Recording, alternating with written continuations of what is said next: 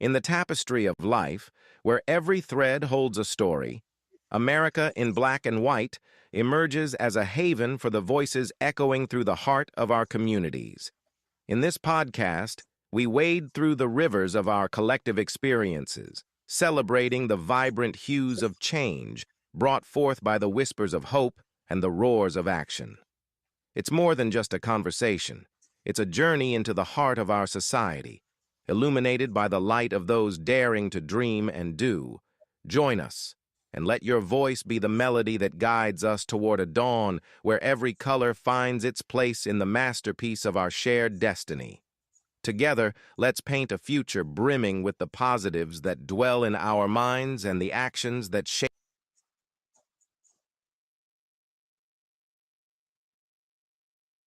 Good evening, ladies and gentlemen, and welcome to another episode of America in Black and White, where we discuss the issues of what's taking place in the marginalized and underserved communities and how we can best serve and help them. Tonight, we have Mr. Ivan Thompson as our guest, and Mr. Thompson has got a lot of good things to talk about. That includes leadership as well as things that are happening in the community.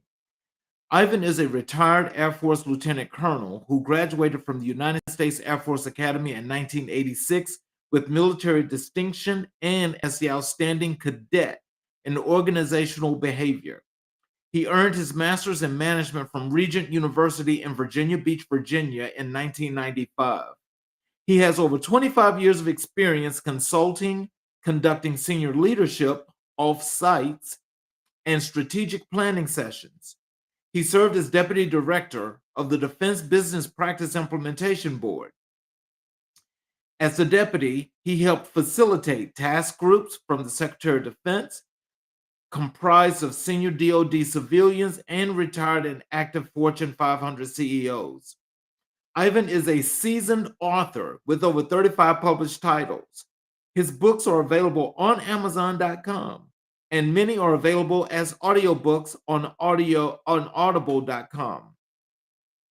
Ivan's three exceptional books about diversity in the Air Force books have garnered rave reviews, impacted Air Force policy, and directly led to the honorary promotion of original Tuskegee Airman Charles E. McGee to Brigadier General.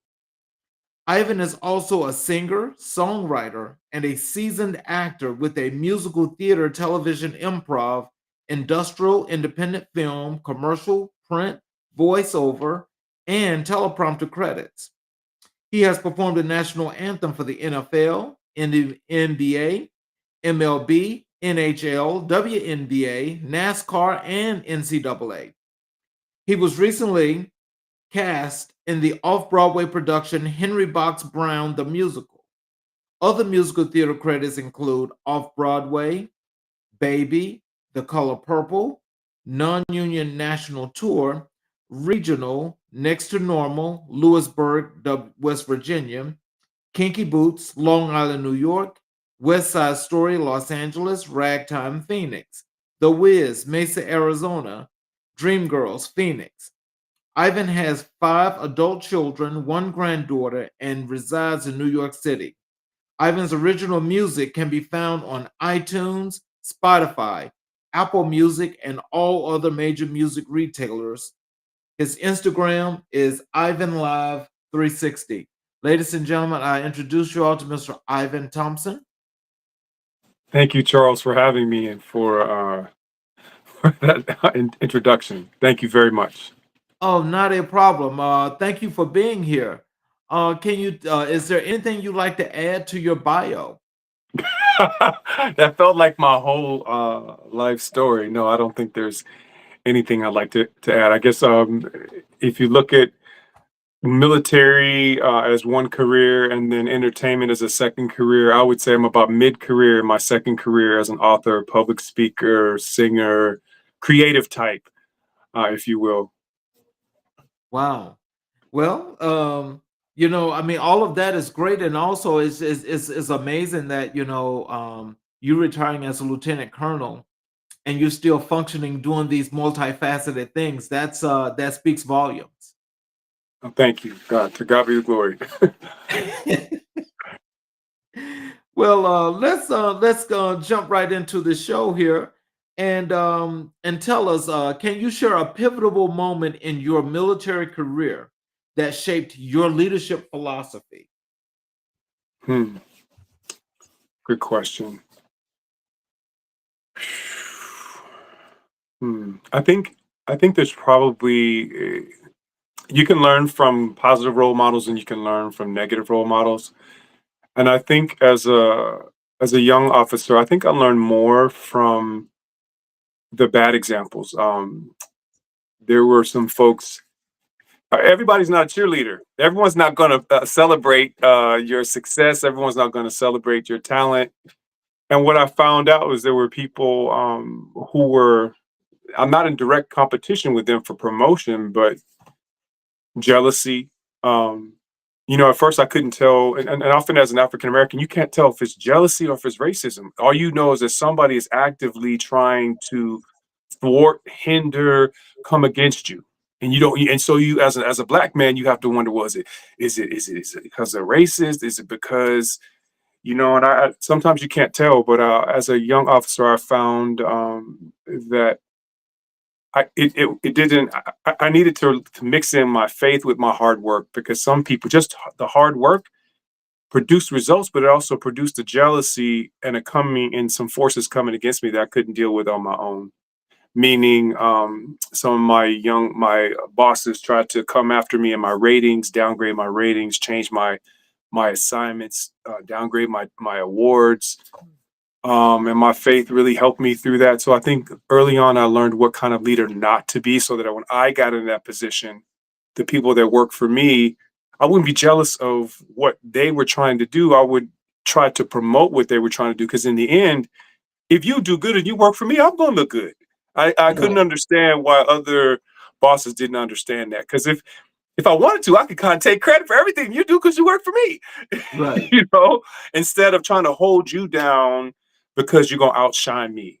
So I think early on in my career, I learned that your job as a leader is to find out what people want. People go to work, for a paycheck, so on and so forth, but they also have ambitions and things that they want to accomplish. And if you can make that happen for people, people will do anything for you. So I think it shaped me as a young leader to try to figure out what's going on in their family life, what's going on in their career, where do they want to end up in their career, how can I help them with their rewards, how can I help them get to that next job, that next promotion, instead of what I experienced. Part of it, I was kind of a weird, I sang, and so as a junior officer, as a lieutenant, my singing put me in front of generals, in front of high ranking people, and so people got jealous of that, and the things I did on the outside, even though I was very good at my job as well.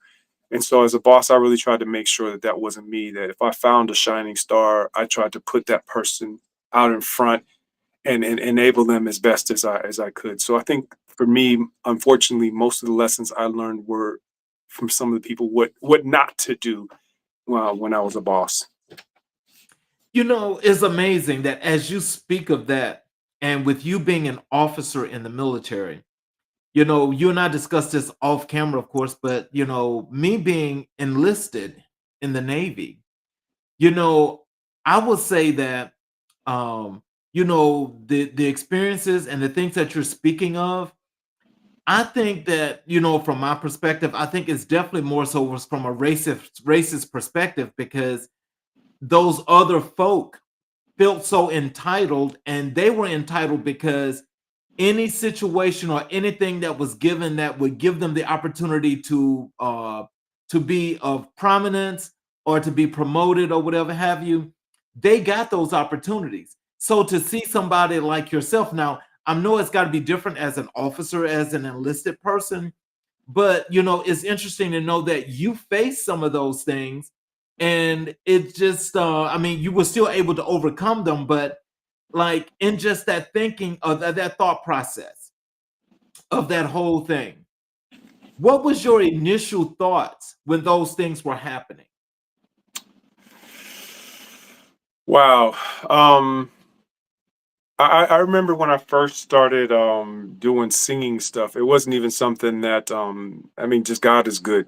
Very high level folks were saying, "Hey, we want you." I had a black colonel that said, "You're gonna sing at every promotion, every retirement, every." He caught on, and so I remember the little captain in my office. He made a little comment, about me going off singing all the time, almost implying that I wasn't getting my work done. And I was a workaholic. I worked weekends, I worked lunches. There was no way I wasn't getting my work done. But he made the comment, and initially, I felt threatened by it. I got trapped in my own racial stereotypes, meaning I thought of myself. Uh, Younger people may not know what a minstrel is, you know, but Right. that I'm this singing black man, and the only reason I'm getting any praise is because I can sing, not because I'm a competent military officer. That used to weigh heavy on me, and then later I started getting the accolades for my work, and then I realized, no, this guy's just jealous, and it's not something I have to worry about. But initially I didn't know how to handle it because I'd never really seen that before. I didn't expect that. I expected that if we all work hard, we'll all respect each other and we'll all encourage each other, and that wasn't the case. Like I said, you can't tell if it's racism. In one case I knew it was, in a couple cases I knew it was. In one case I just thought he was just jealous, because all this shine was coming to me, and then eventually shine came to me because of my work. And Mhm. I was briefing the two-star on my work as well as singing at all the functions on base and stuff like that. But initially, I kind of the took it on myself like I was doing something wrong. That somehow I was internalizing these negative feelings instead of pushing them off, because I had this whole thing in my head. I don't want to be known for singing. I want to be known for being a good officer and doing my job. And eventually I realized, no, I'm actually good at both. I could do the singing on the side and I could still do Mhm. my job, and ended up doing a better job at my job at a lower rank that he was doing. So much so that later they came and asked to put a higher ranking person in my job and said, "Hey, we got to get this guy promoted. We want to take you out of your job and put you in his job so he can take over what you're doing because you built it up so much so he can get promoted." And so that Mhm. was that was crazy. But yeah, so I mean, as a young officer, you don't know. I was second lieutenant. I'm dealing with a captain. A six, Mhm. 7 year captain. I'm a brand new second lieutenant. '01. I don't know what's going on. I don't know all the politics and stuff. I just know that you shouldn't be worried about what I'm doing over here as long as I'm getting my work done. Like I said, I was a workaholic. I worked weekends, I worked lunches.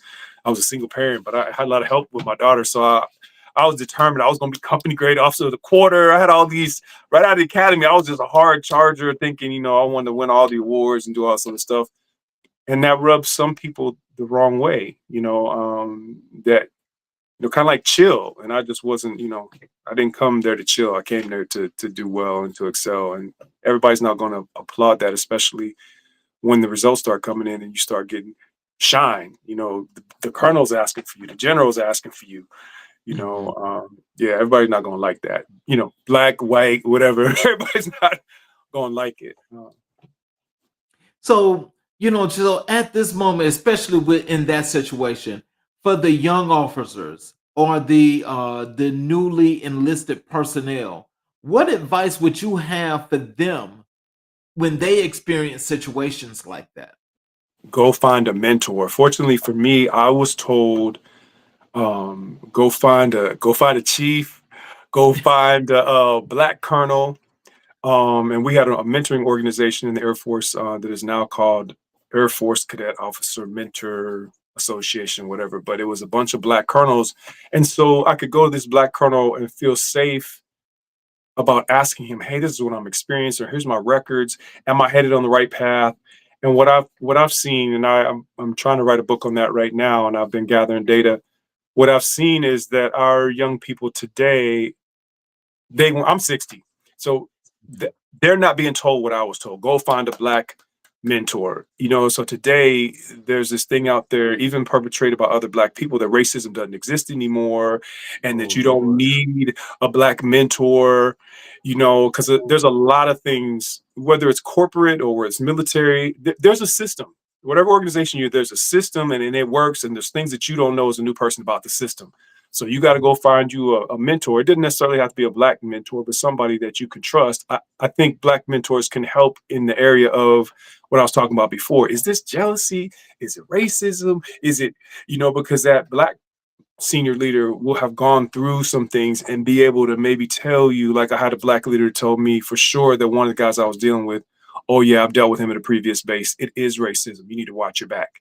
And then even maybe be able to, the person at a higher rank can intervene in a different way than you can when you're going uphill addressing a senior person, and you've been in the military, you're not, when there's a rank difference, it's so hard to address somebody of a higher rank if you think something shady is going on. But if you have a mentor, they can sit down with you and say, here's how I approach it, or they can pick up the phone and make a phone call. So I would say to any young person, whether it's corporate or military, find that preferably African American, because and some people forget that they're African American, so you got to be careful about who you pick. Some people, I don't know how else to say it. But there are some people that feel like, we it's just a true meritocracy, and there, and that's not the case in every situation. So you maybe want to find somebody who.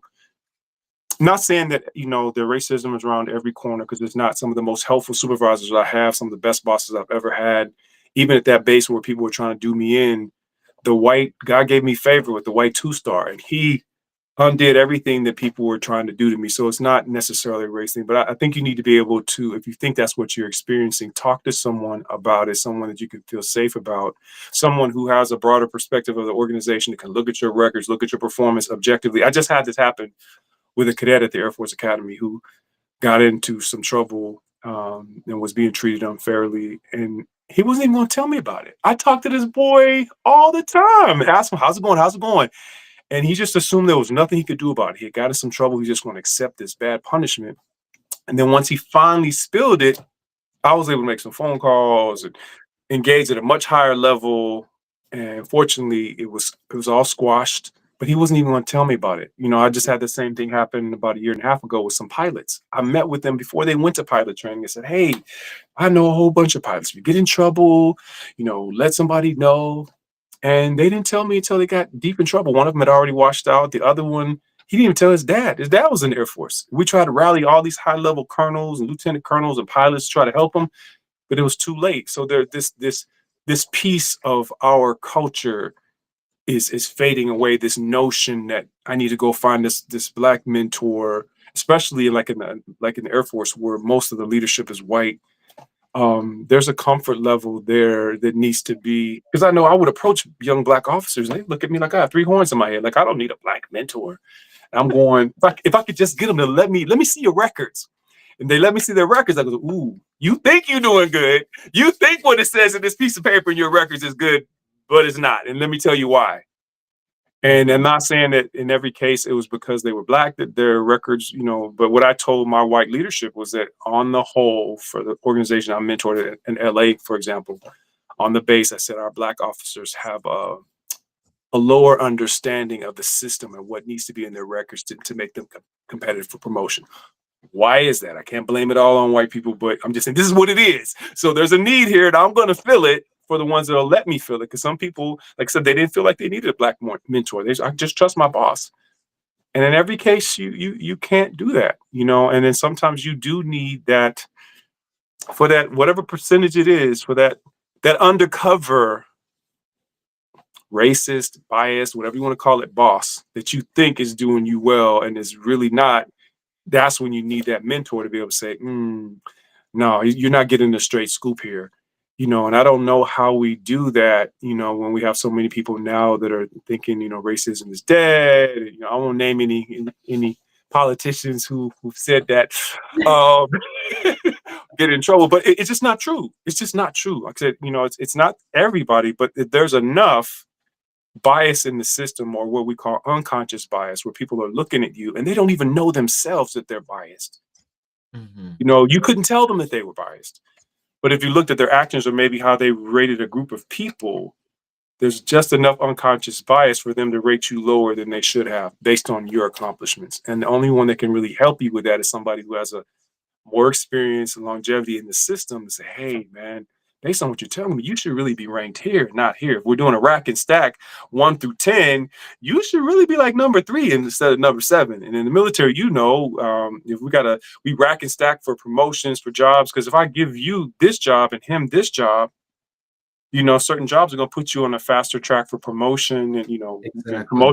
promotion equals money. And we only got 20, 25 years to do this thing. So if you keep getting faster and faster promotions or better jobs, larger people, the numbers you're supervising, stuff like that, you're going to get promoted at a higher rate. You're going to finish higher, E7, E9, whatever, O6. And then that sticks with you for the rest of your life. My retirement paycheck is based on where I finished. And to Hmm. try to get people to understand that, I told this black 4-star, I said, you know what? I said, I was the most unmentorable person. And part of it dealt with my upbringing. My father wasn't that role model.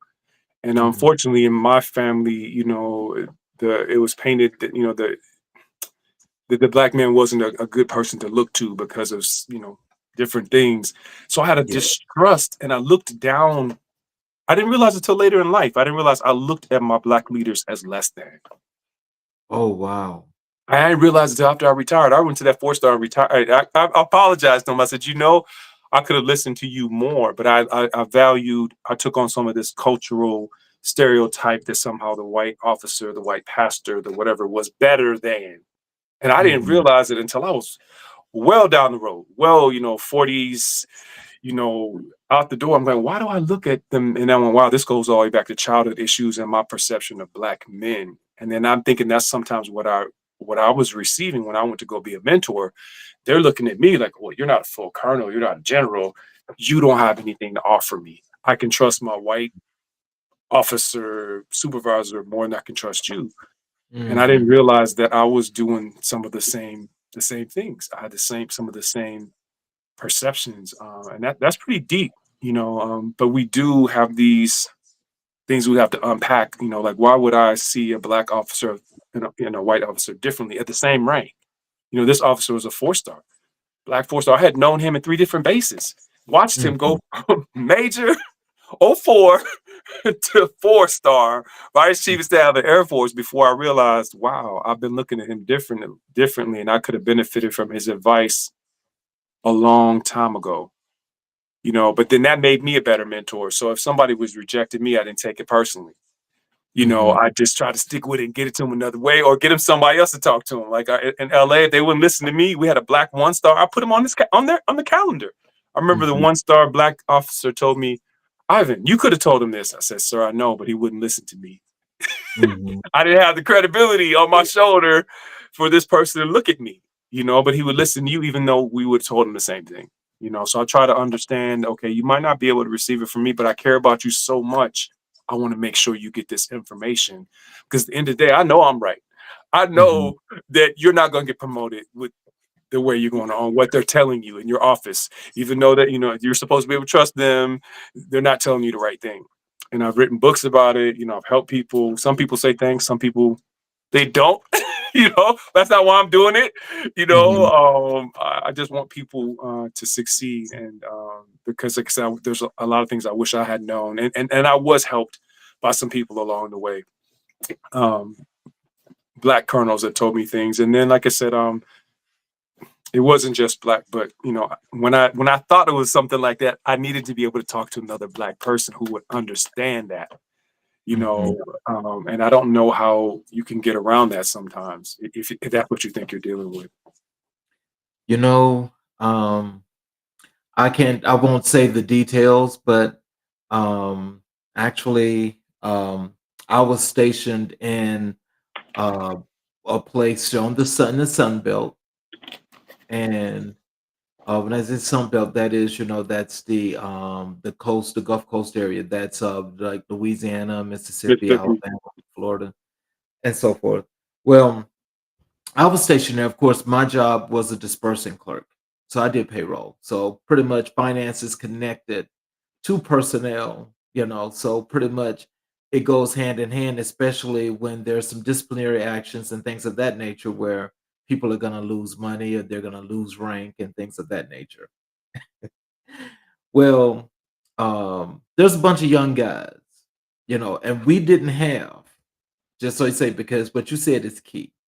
We didn't have anybody that looked like us that was at that tier. So that was what it was. And so remember, I said we were on the Sun Belt. We're in the Sun Belt. So we were on deployment. And while we were on deployment, I noticed, some things that was happening in a particular company, right? And so all these young boys, they looked to me for leadership, right? And so all of the issues that they were bringing to me, because I was seeing it, and I actually asked um, my dispersing officer, and I kept asking him. I said, "Does this look strange to you?" They were, and now during the time I'm talking, because I've been out the military now for over 30 years. Okay. So just think about we're talking about young boys that are E1s, E2s, maybe E3s. And they're getting all these disciplinary actions, they're busting them in rank, you know. And I mean, it was like just happening continuously and continuously and continuously. So I'm like, something is just not right about that. And I'm asking, my dispo, and he's just like giving me this diplomatic answer.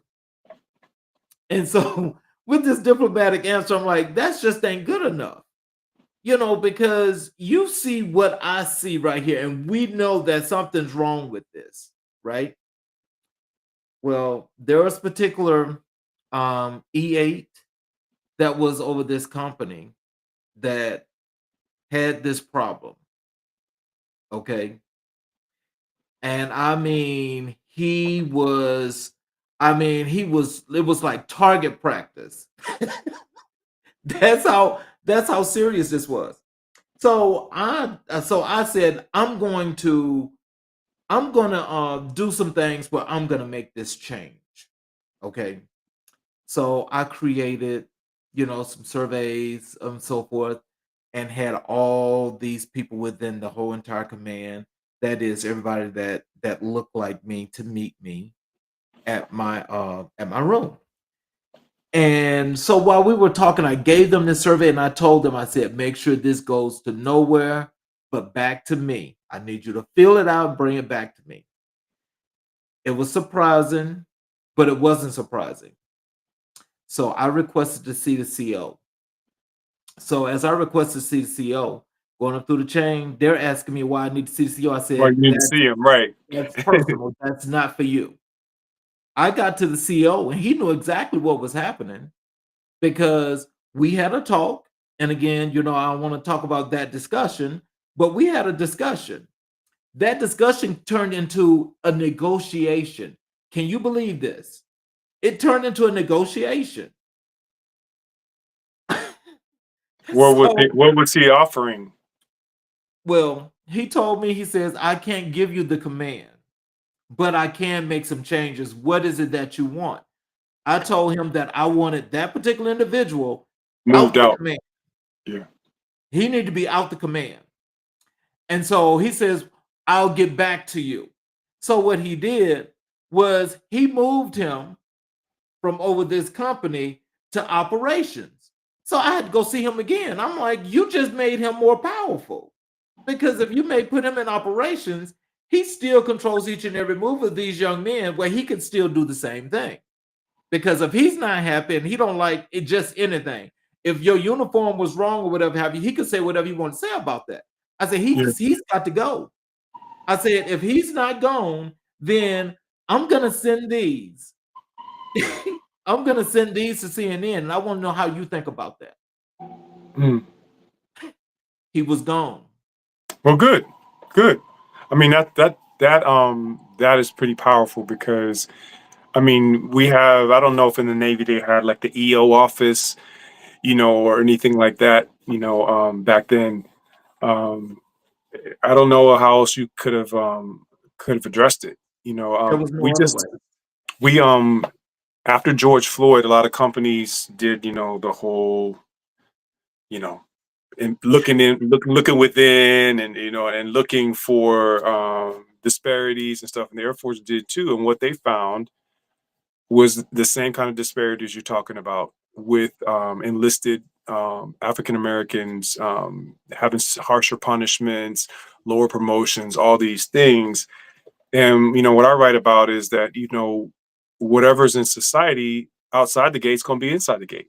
And the same Yep. problems we have outside the gate, we need to realize those problems are inside the gate. And we in the book, one of my books I write, it's called uh, I forget the name of the book, the Air Force's Black Pilot State of the Union. The first book I wrote was called The Air Force's Black Ceiling. The third book in the series is called The Air Force's Black Pilot State of the Union. But one of the things I address is this notion of this report. I addressed that report that came out of the Air Force. It showed that, the same kind of things we've been seeing, officers getting promoted at a lower rate, higher rates of discipline, higher rates of adverse action against minorities. And this whole concept of unconscious bias, even though some of these people who are administering these punishments might not think that they're biased, or they might not be consciously going, I'm out to get people of a certain race or gender. When you look at the aggregate of it, you go, this is happening Air Force wide, and we need to do something about it. And we need to address it. Whether it's, sensitivity training, which everybody hates that kind of word, or whatever, we need to acknowledge that it's happening. And in my book, I wrote, Black people don't need to know. Black people don't need a study to tell them that it's happening, because they're experiencing it. They already know it's happening. The people in white leadership need to know it's happening, and try to figure out how we're going to get our arms around this.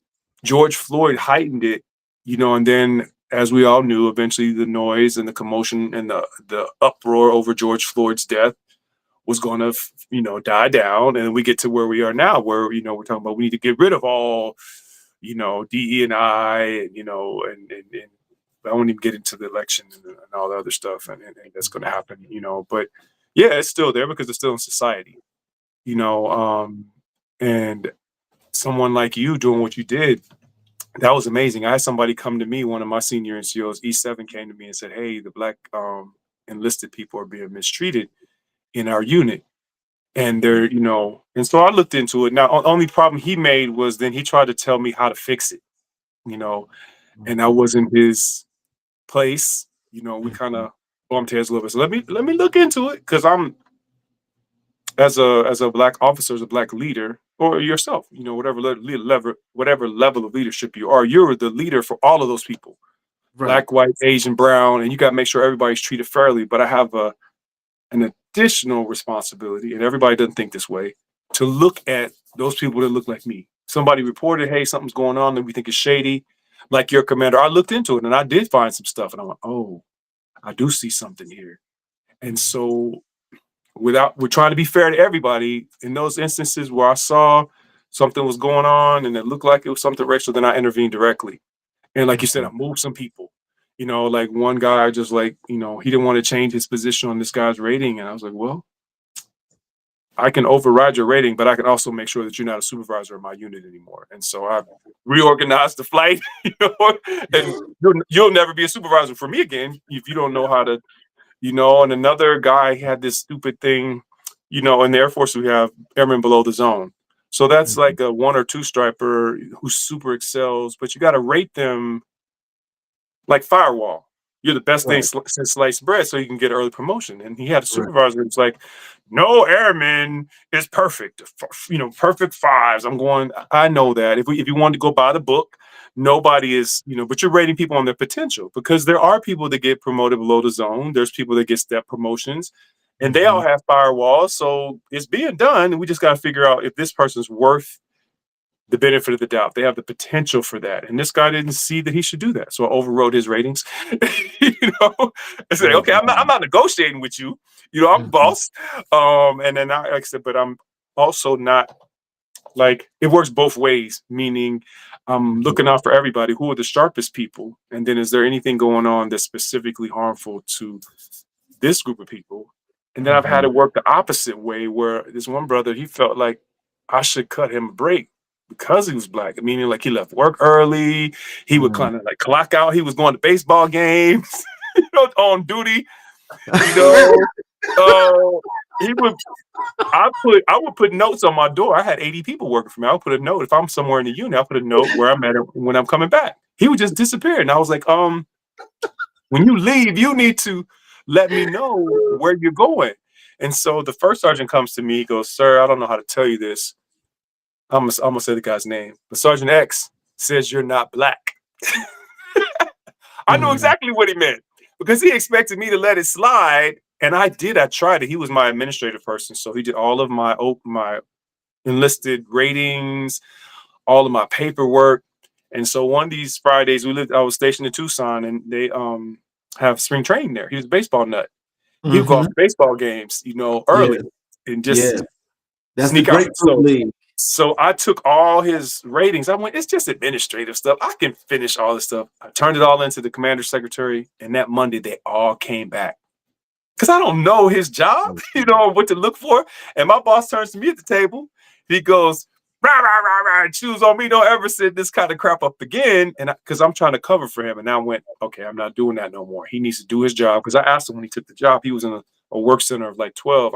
I said, Sergeant X, we got 80 people in this work center.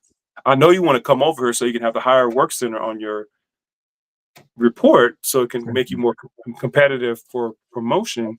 But are you ready for that? Oh yeah, I'm ready for it. But then, like I said, disappearing. And then he was probably like about 40 pounds overweight, but he was the weight monitor. Oh shit. And we had those big green uniforms, and he wasn't getting caught because he was the weight monitor. All the stuff was kind of, I was put in this position where I was supposed to let it slide because we both black. And so, and I didn't. So he told the first sergeant I wasn't black, and he was worried that I was going to rate him poorly. And you damn right I'm going to rate you poorly because you're doing your job. And when I Right. confronted him on it, I said, "Hey man, you've been dipping out, blah, blah, blah." I'm talking to him. I'm standing. You already know I'm going with this. I'm standing, talking Mhm. to you, and you're sitting. He just kind of like barely looked up. He didn't stand. And I'm going, oh, so I didn't say anything in the moment, but later in a counseling session or another session, I calmed myself down. I said, "Hey, the other day I was talking to you about this. You didn't stand." He goes, "I was afraid of what I might say." Mhm. Oh You're really wow. pushing the limits of, this. I'm supposed to, make special concessions to you just because you're black, and I've, Mhm. I've already kind of given you about as much as I can do because now my boss is yelling at me. So I Mhm. don't care if you're black. I don't care if you got the same last name as me. Like I had a Mhm. cousin in my unit got busted for underage drinking. I had to like, how am I going to deal with this? Because the commander don't even know he's my cousin. I was like, So I just called every underage person in. I kind of fussed them all out and said, no underage drinking. But really, I'm only talking to one person, Right. to my cousin, because it's a difficult thing, whereas the sad thing about the Air Force is it's not the same for white officers. Meaning, if a white officer helps another white officer, it's not looked at any kind of way. But if I, as a black officer, help another black enlisted or black officer, something's supposed to be wrong with that. And there's some black officers that get caught in that trap. They don't want to seem like they're doing something special for other black people because of That's the the impression, entitlement. That's the entitlement. whereas the good old boy system or the I knew your father, that's alive and well in the Air Force, and has always been. In my book, in that same book, I write that most of our black generals, their parents were in the military. Mhm. Like the first uh, the commander of the Tuskegee Airmen, his father was the first black Army general, and then so Mhm. General Davis becomes the first black Air Force general. Mhm. So there is some when people get in, they coattails. Mhm. But somehow when the coattails are African American, we want to look at that a little bit different. When we're helping each other up, that's looked at as a bad thing. You know, Mhm. whereas white officers do it all the time. In my book, one of my earlier books, in this book actually, I wrote about how Douglas MacArthur, five-star general, his father was a general. His mother wrote the president, said, "Hey, let him keep his wartime rank," Oh and wow. the president let him keep his rank. So that fast tracked him to be able to be in World War II, five-star, Douglas MacArthur. So, Eisenhower got in trouble as a major, as a '04. He called up his buddy, Pershing, He knew a General Pershing. General Pershing makes phone calls. Ike gets bailed out. Ike becomes a 5-star president. That kind of stuff has gone on throughout our military history. But when Black people do it, it's frowned on. And so, unfortunately, some of our Black officers don't have the courage. I don't say the courage. It's a tough place to be in, because usually they're the only one. We've only had 11 Black 4-stars in the Air Force out of over 250 4-stars.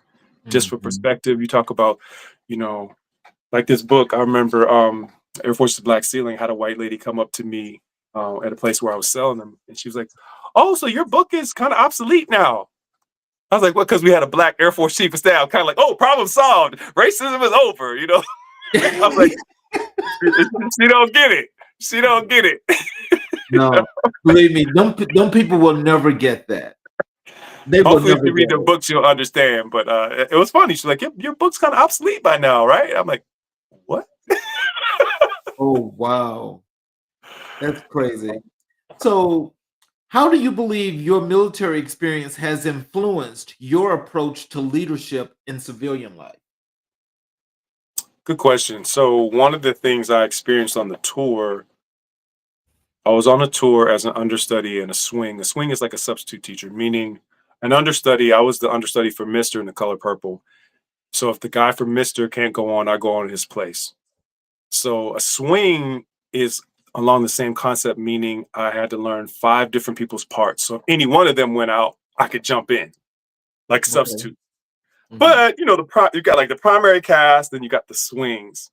And so on the tour I was on, they kind of treated us like crap. And so I kind of stepped in. I was like, look, I don't know how they treat people in this industry, but I learned how to take care of people where I came from. And this is not it. If you say we're Okay. all part of the same team, Mhm. then we should all be treated with dignity and respect.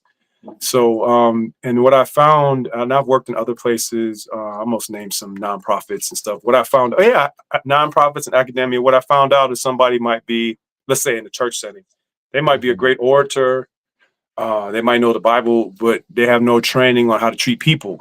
Exactly. And so they don't know how to develop people. They don't know necessarily how to discipline people, praise them. We're taught praise in public, discipline in private. Nonprofits I work for, some people, I remember this guy in this one nonprofit organization in Arizona. Leadership at the highest level made a mistake.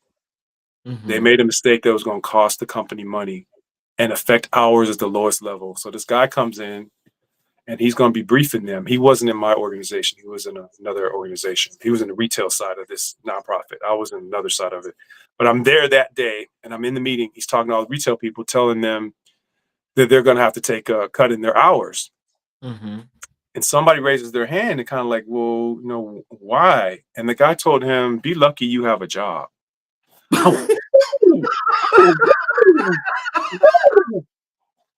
And these people only making like $10 an hour. And some of these people in Exactly. his organization they were like the most profitable or successful part of this nonprofit organization.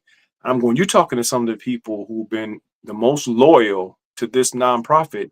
And you said, be lucky you had it. I wish I was like the VP. Like I was like to put on, like they said, the CEO in hiding or the undercover CEO. I said, I wish I was Mhm. the CEO, undercover CEO, because I would have handed that dude his papers right there on the spot.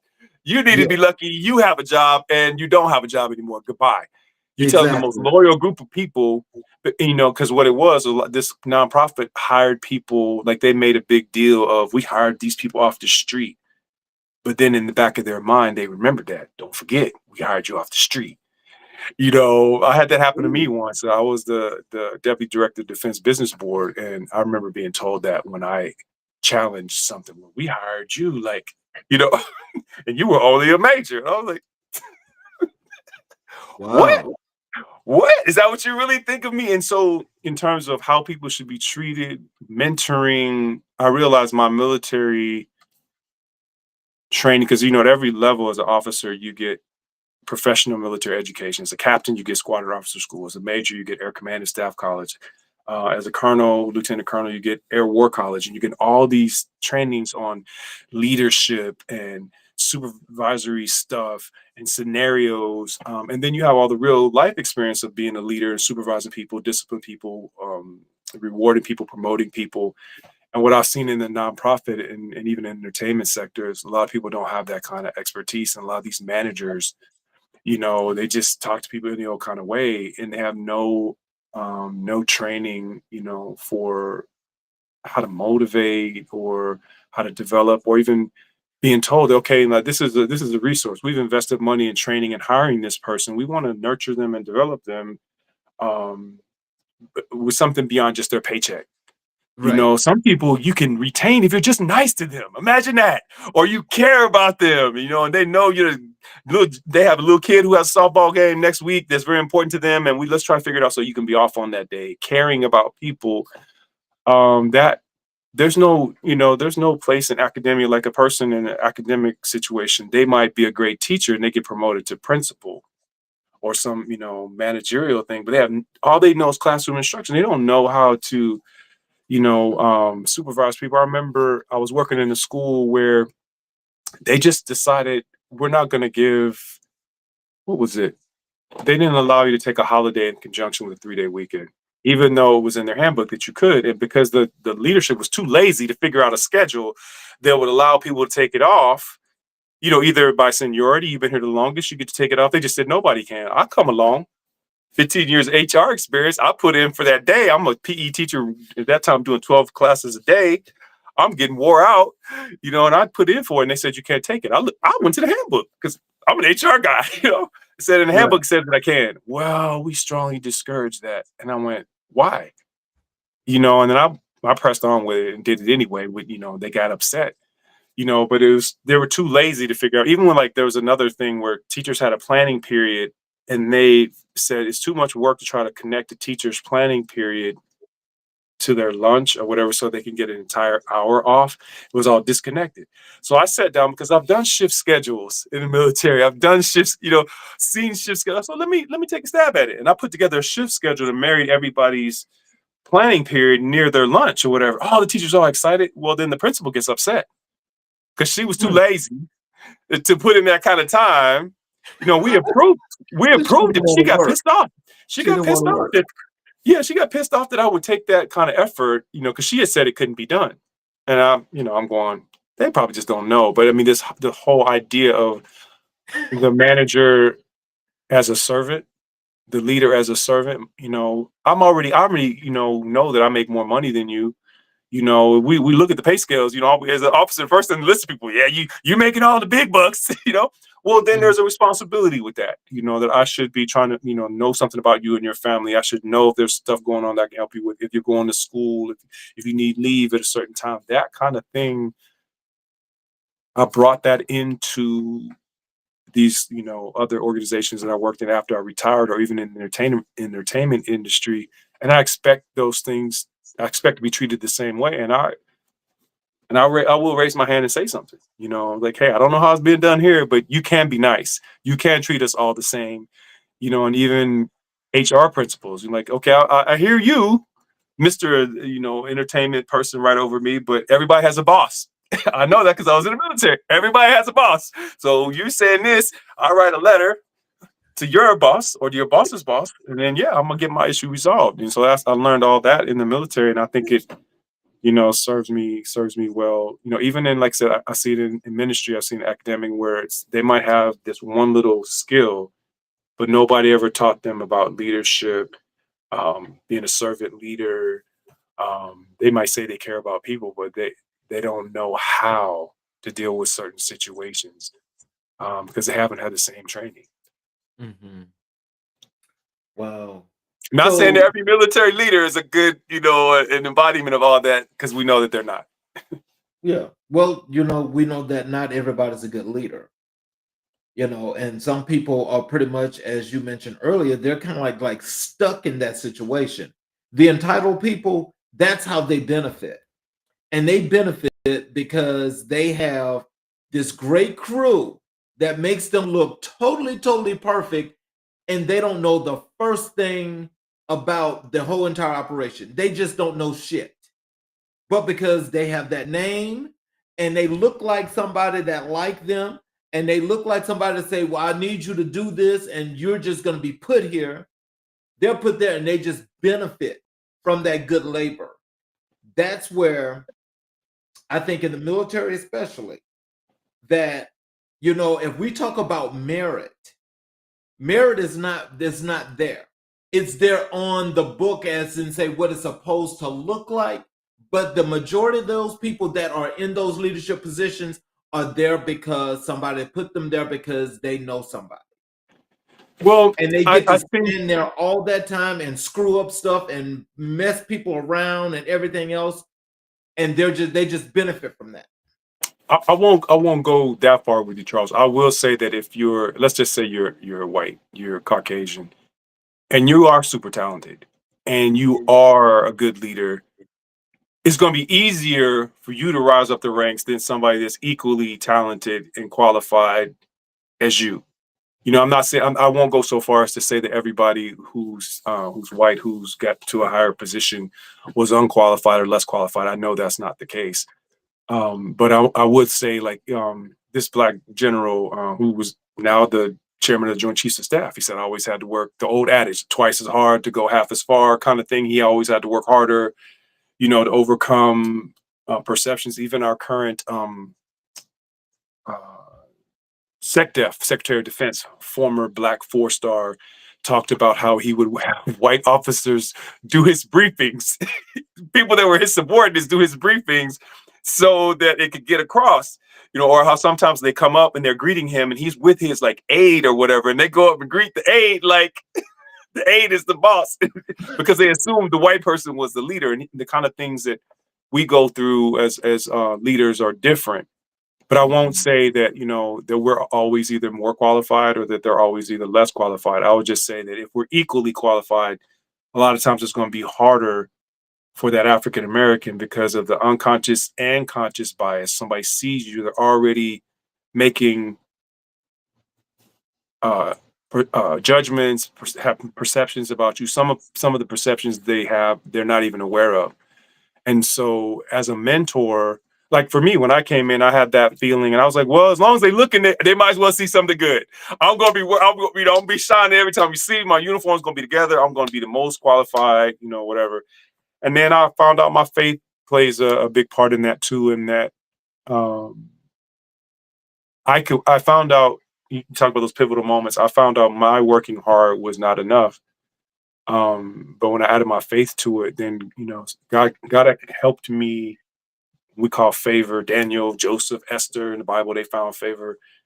God caused the highest man on the base to have, to like me and see my work when other little minions in between was trying to, you know, put a brother down. God caused the two-star to have favor with me. Everything I did, he loved it. And so that trumped everything. When people tried to cancel my assignments, when they tried to tell me I didn't deserve certain decorations, I wasn't going, to have this or that, or they took over all the shiny stuff I was working on, trying to put Cinderella in the corner and work on other stuff. Whatever I was working on, God caused that man to be concerned about that. And that's my testimony, and did I have some things that made it into my record that were harmful?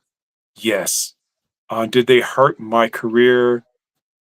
I would say no. In terms of all the things that I wanted to accomplish in my career, I pretty much accomplished. There's things I probably could have done to go further, but I didn't decide to. I always had one eye out, because I always wanted to do some of the things I'm doing now. So some of the decisions I made affected the rank I attained. Like I went on a 1-year musical tour, which for promotion to colonel doesn't fit at all. But for what I'm doing now, it set the stage for a lot of things I'm doing now. And I just didn't know at that time that I would be doing this full time. I never saw that, or I didn't think it was viable anymore because I tried it when I was young. I was on Bobby Jones Gospel. I did all the shows, auditioned for all those things or whatever. Hopefully I answered your question. I have a tendency to ramble. So wave at me if I'm rambling and not answering your questions. Oh, no, you're fine. What are some key leadership lessons you learned while serving in the military? I think we covered a lot of them. That the people that I'm responsible for, I'm supposed to serve them. Servant leadership. Jesus washed people's feet. So for me, I would get in and look at everybody's records when I first got in. And then I'll bring everybody in eventually, like what are your goals? Because we're all in the military, we're all in an assignment, but we're going to another assignment. We're at one rank and we want to be another rank. And so I try to figure out for each person, what is it that you want out of your career, your next job? And then try to figure out how can I help you to do that. Some people, they didn't have a next job thing. They just want to go to school. Okay, how can I put you in a job where you can go to school? Some people, so being a servant, excellence, hey, to try to teach what excellence means. Some people thought excellence and being promoted was a timestamp. I've been an E6 for 12, for 5 years. So it's my time to be E7. I'm like, no, because you're getting a check, and so everybody, you come to work, you get a check. If you want to be the highest ratings, you got to do more than just your job. You got to be visible in the unit. You got to do the extra things because there are people doing extra things. And when I'm rating everybody, you're being rated against your peers. So teaching people what excellence meant, like in my unit, I told my E6s that said E7 is somebody that leaps tall buildings in a single bound. They do. I tell them one time and they get it done. I don't have to come back and explain. And I tried to tell them what excellence meant and set the example myself, be a role model for that. But then when I saw excellence rewarded, but teach them how to goal set, teach them how to do the hard things. Like some people might be excellent, like an excellent technician, let's say radio repair. I had an E7. He was good at testing. He was good at his skill, but he wasn't good at discipline. I'm like, man, as an E7, you're the superintendent. I need you to be able to handle some disciplinary stuff. Not that I can't handle it, but if you're the senior enlisted person in this unit, you need to be able to do both. You need to be able to praise, but you also need to be whack people on the head when they need it. And so teaching people how to discipline, how to document, how to care. I don't know how you teach caring. Some people just, they don't get it. And those people, my job, I wasn't very confrontational. I felt God kept putting me in situations where I had to confront. I had a guy that was blowing. He was a Navy guy. They do things different in the Navy. He was a civilian, but he was a Navy guy. He was blowing in this girl's ear. And my first thought was something sexual. But he was blowing in her. He blew in her ear like, do you have a brain? And so I had to take him in and write him a letter of reprimand. Say, you do it again, you're fired. So I'm responsible for the whole culture. So what I trick myself into doing, because I'm not very confrontational, when I'm doing this quote unquote bad thing by disciplining this person that blew in the ear, I'm making the work center better for everyone. Or like this one guy, he wanted to be a leader so bad. And I told him, hey, man, I don't really know if you're qualified to be a leader. Oh, I got it. So I got one thing I want you to do. We keep having this problem in this one area with classified documents. It's a training issue. Make sure people are doing the training and stuff like that. So one day I learned management by walking around, managed by surprise popping in. I popped in. Let me see the training records. Because he told me he'd been on it. They were all blank. You wait right here. You wait right here. I went back and asked the E7. I said, hey, man, I'm going to need you to do 2 jobs for a while because I'm about to fire him. You have to do your job and his job, but I'll make it up to you in your rating.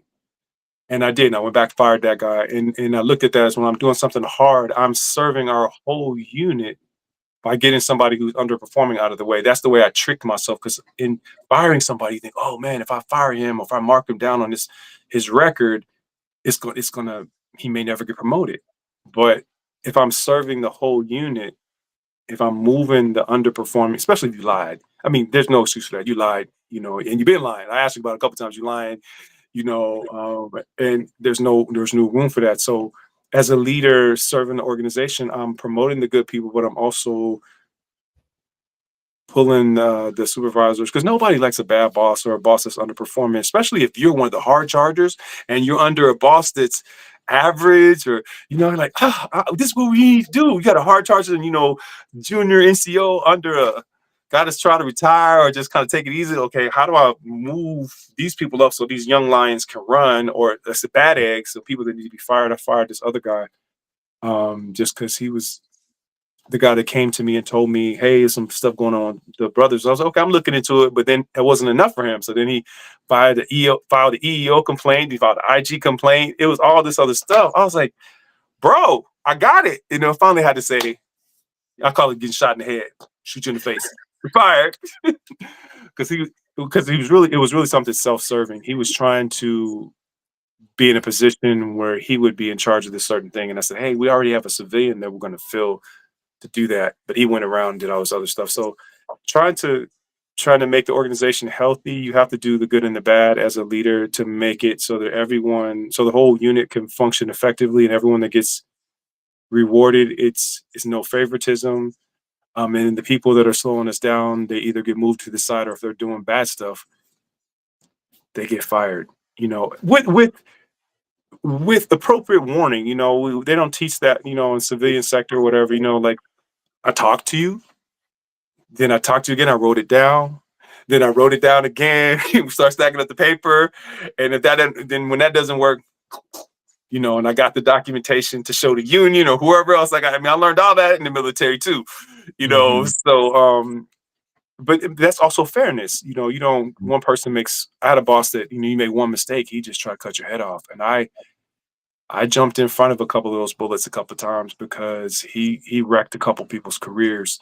I actually held something back from him, got my first letter of counseling, because I knew if the boss finds out about this, he's going to wreck this guy's career. So I hid it from him. And when he found out about it, he did the same thing. He come back to my office in like 30 minutes, which was right for him to do. But he was so out of balance. I figured, hey, I got to take this one on the chin for my folks to try to keep them from this boss that really doesn't care about them, and really wasn't, he wasn't open to any, it was just one mistake, kind of thing. So, oh, So, and then be the role model. That was the last part of it. Whatever, like the guy was telling me who was disappearing. I said, I put a note on my door because most of the time, as the boss, it's a mother may I think. People are trying to do their job. They just trying to get me to sign off on something. Can I do it? So if I'm not around, I'm slowing them down. So coming to work on time. If I expect them to be on time, I can't be late just because I'm the boss. I'm the boss. I could come in late. No, I got to be the role model in my appearance, in how I do my job, how I relate to others. And so if I do that, then hopefully it rubs off on them.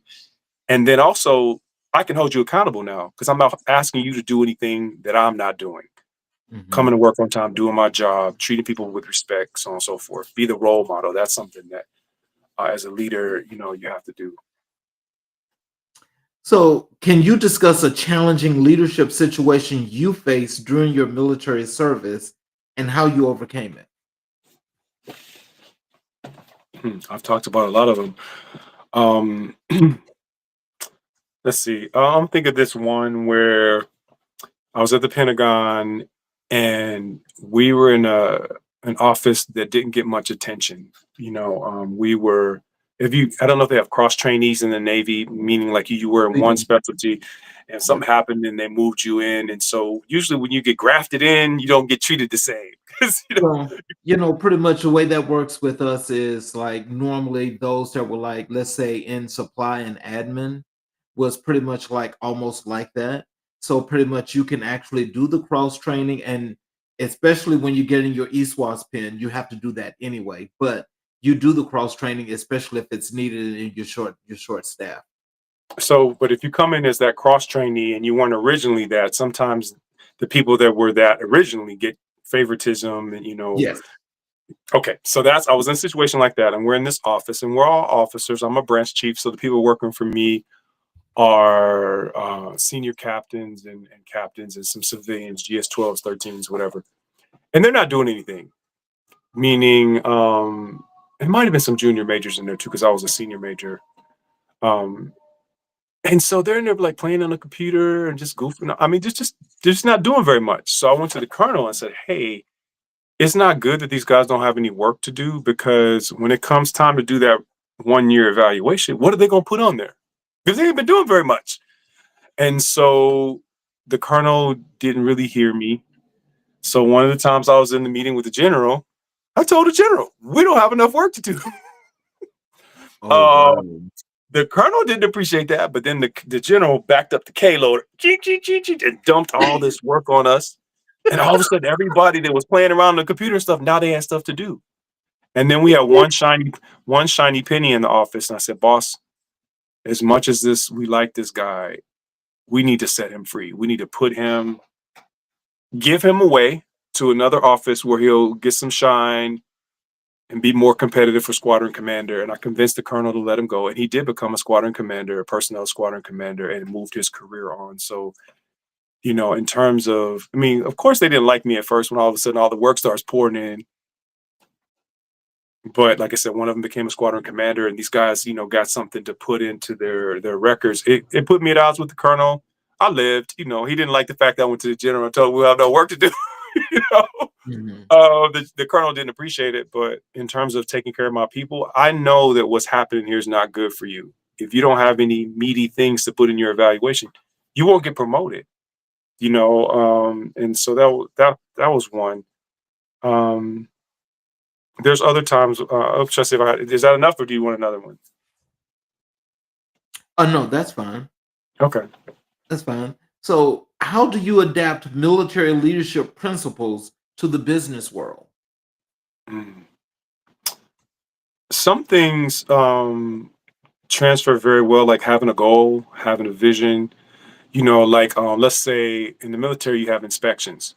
And a lot of times in the big inspections, I don't know, on the ship or on a base, I'm gonna use the Air Force Base. The IG inspection is a big deal. You fail the Mhm. IG inspection, wing commander gets fired.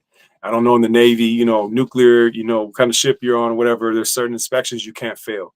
Exactly. And so that might be the vision, that might be the goal, and then communicating that. So in the business sense, the goal might be some kind of revenue target. It might be some kind of other growth target. And so the idea of coming up with a vision, coming up with goals, and communicating those. So, example, I'm on the leadership team of the national organization of the Tuskegee Airmen. In that environment, the president and vice president set out goals for the organization that year in terms of revenue, the convention, all this other stuff. So it's the same kind of principle: set a goal, communicate that goal, so that everybody in the lower levels knows what their part of it is. There's a scripture that says, "Write the vision and make it plain upon tables, that he may run that reads it." So as a leader, I'm trying to make the vision so clear to all the lower levels. They don't have to keep coming back and forth to me to try to figure out what should I do next, because they know how their piece fits into the larger The goal larger or scheme of vision. So if things. we're using the inspection example, I know what's going to be inspected in my little part of the world on this ship or on this base. So my part of this whole goal is make sure that my part passes. That when the Mhm. inspectors come here and they go through the regs or they look at my equipment, that it passes. Well, how does that get communicated? That's a function of leadership. Making sure that everything's in place so that they can do their job. So that part of it translates very well. Some people think because you're in the military that you only communicate orders. And there are some people that's their style. Mhm. But it doesn't have to be that way. And meaning that you in military and in civilian sector, if you can show people what's in it for them. Mhm. Meaning, like, if we get an excellent on this inspection, that's going to go in all of your performance reports. Mhm. Maybe you might even get some lower level medal out of this when it's all said and done, because if we get this great, excellent or outstanding rating, that's going to go in your enlisted performance report, or it might go into your achievement medal, commendation medal, whatever. So how do you show people what's in it for them? Sometimes in the military, we say, just do it because I told you, which is valid sometimes, but the same thing happens in the civilian sector. But I find out people do better when we show them what's in it for them. Maybe in civilian sector, you might have some other things like a raise or a bonus to incentivize people. Hey guys, we got to do some overtime, but I'll make it up to you with comp time later. So I think those transfer. I don't think that leadership and goal setting are that much different, in and out of the I know, like, in this nonprofit I was at, that I'm not going to name, they had a target for so many. I guess that would give it away. They had targets, and they would communicate those to us, and they had measures. Only bad thing about it was they weren't really listening to anybody as to how to get it done or Right. how to create it. But that could be the same thing in the military. The boss comes in, like you said, don't know nothing. And, because I was taught as a cadet, go find an NCO, go find an Really? NCO, go find a chief and Mhm, ask him. Don't come in thinking that you mhm. know everything, Lieutenant. Right. And fortunately, my father-in-law was retired E9. And he told me how he let some officers fall on their face. They figured they'd have to come and ask him anything. So he didn't tell them anything and let them Mhm, fall on their face. So I learned, if you have a goal, you have to talk to the people that are doing that thing and ask them, is this the right goal? And how should we go about it? And you get their input. And some people, the fact that you're asking them empowers them and psychs them up and gets them energized. Hey, the CO, as you would call it, asked me my opinion and mhm. took that into account. That same kind of thing works whether you're in the military or in the civilian sector. But a lot of times a lot of times people don't get that training and they just figure I'm the boss. I know everything. I'm the one with the degree. I'm the one that's got the titles. I make the decisions. I make the goals, and it's right because I smarter than you, because I make more money than you, because I have more stripes than you, or more stuff on my shoulder than you, which is a mistake. Mhm. Well, when you're talking about that transformation, I'm gonna tell you, my thing is when I think of that, as I ask that question, I think more so about the structure Ah, because from going into the military and coming out of the military, and it's not that I needed the structure, but the structure helped me.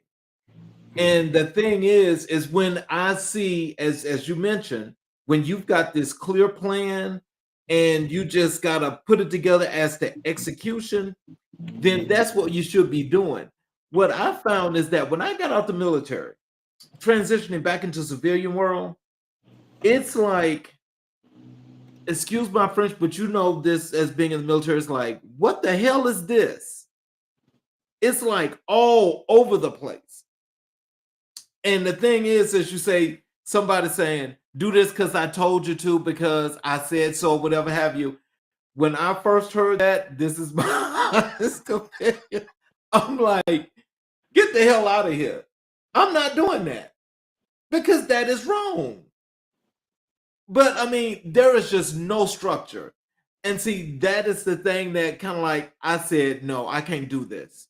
I can't be working for people or working a job where you got some people that don't know what the hell's going on, but but when something goes totally wrong because they didn't know, they already found the fall guy, so they just throw it on that person. You didn't do your job. And these people looking like, well, how was that my job? But I don't know. I just think that it's the structure for me because when I just think about that, there's like a lot of even these Fortune 500 companies. There's not really structure there. The structure is what the structure base is what the company was built on, and so pretty much you just got to fit inside that culture if you can, if you yeah. can.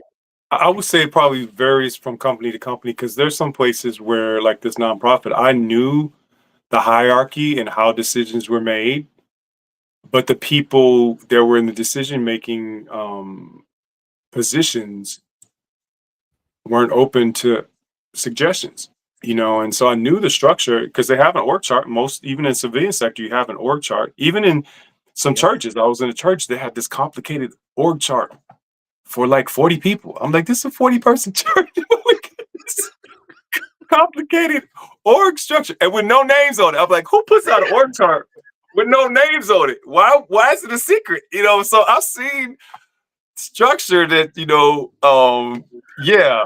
And so I think it depends on the organization, and the leader. Um, and because you can have, even if you had a bad structure, but you had a good leader, on paper Mhm. the structure might be looking like this, but if you got a person that's approachable, that if you could Right. catch them in the hallway and say, hey, I'm experiencing this, and they go and make it happen, it might not have followed the structure, but if you got to the leader, they can fix it. So I would Right. say it varies by organization. Like my mom worked for a Fortune 500 company, that was modeled after the military. And the more she talked about it, she worked for them for over 40 years, and she described things, the nepotism and all these other, hierarchies and stuff, because it was modeled after the military. So I think it would just depend on which organization we're talking about. We're talking about some local organization. Like I've worked for schools, I've worked for nonprofits, I've worked for universities, I worked for a headhunter firm. After I got out, or the first time I got out, I've worked for flat organizations, hierarchical organizations. I think the people in those chairs really determine at the end of the day what happens. Like even you, the leadership you showed in the Navy to go to your CO. I don't know what rank you were, but it was a huge risk to say, "Hey, this is the problem. I've done my homework," and to go Yeah. and do this. Yes, you're That's absolutely just right. leadership.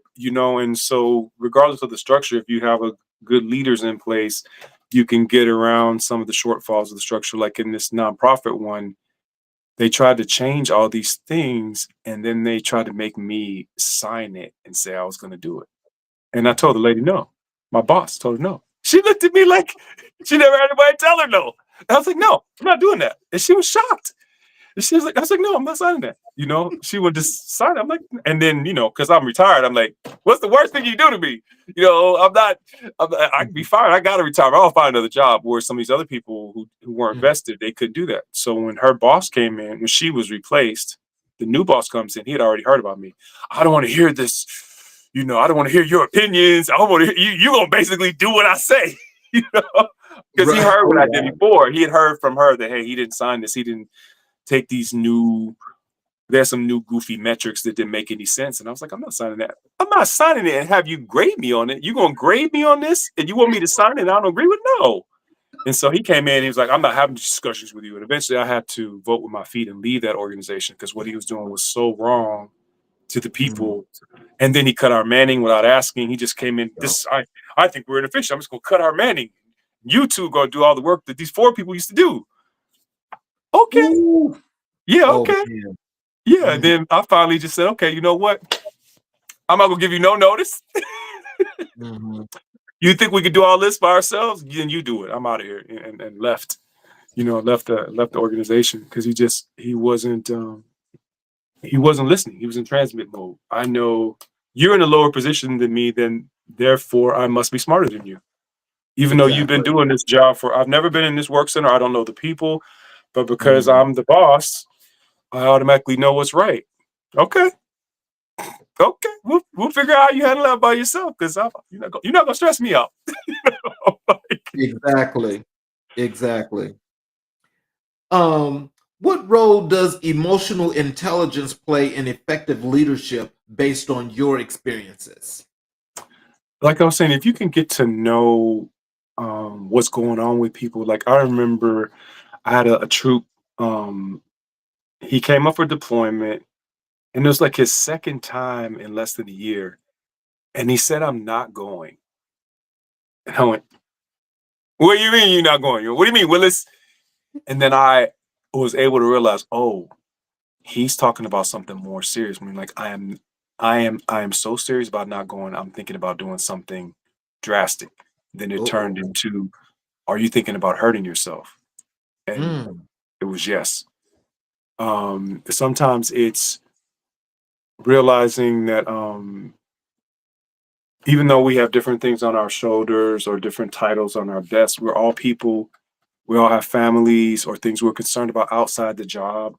And if I know, because I think in leadership books we call it being a people person versus a